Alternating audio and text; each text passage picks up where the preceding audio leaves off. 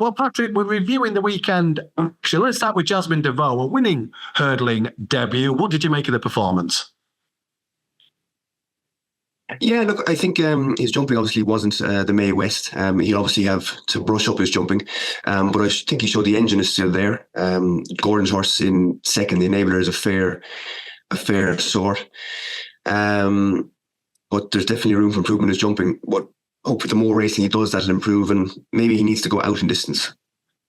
What about Atlantique? He was his chasing debut, and he seemed to impress with his jumping.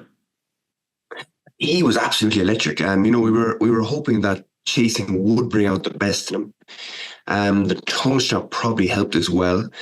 And, I thought he might even be at his best at over 2 miles. I thought 2.5 miles might stretch him the way he had been racing last year. But with the combination of his good jumping and the tongue strap, he saw it out really well. So to win first time up in Navan for one of ours is a performance that I would upgrade. And he looks like he might finally fulfill the potential we've always thought that he had.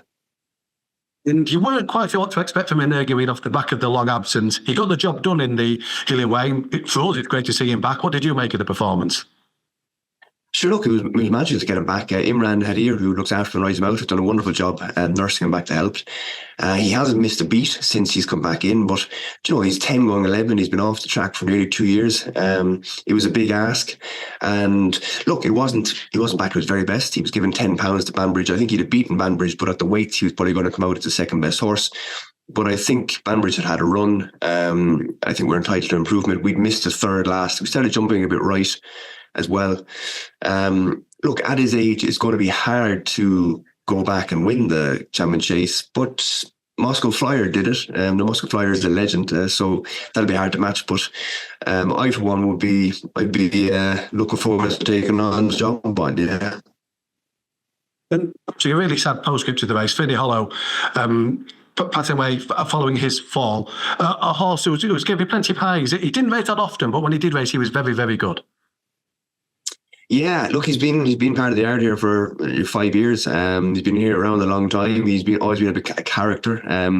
He obviously we were very excited about him as a bumper horse, and it took a while to get us to know him. Once we put the hood on him, it transformed him. I think he was unbeaten with the hood.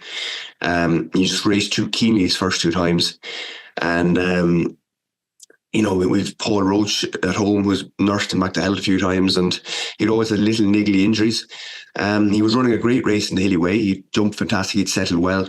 I probably was just about to land into third, so he would have finished second with what happened at Banbridge, which would have been a great run. And he's just come down at the back of second last. He got up. He walked back into the stable yard, but unfortunately he deteriorated there, and he didn't make it. So it's very, very sad. He didn't really get to fulfill his potential. And he'd be a hard horse to replace.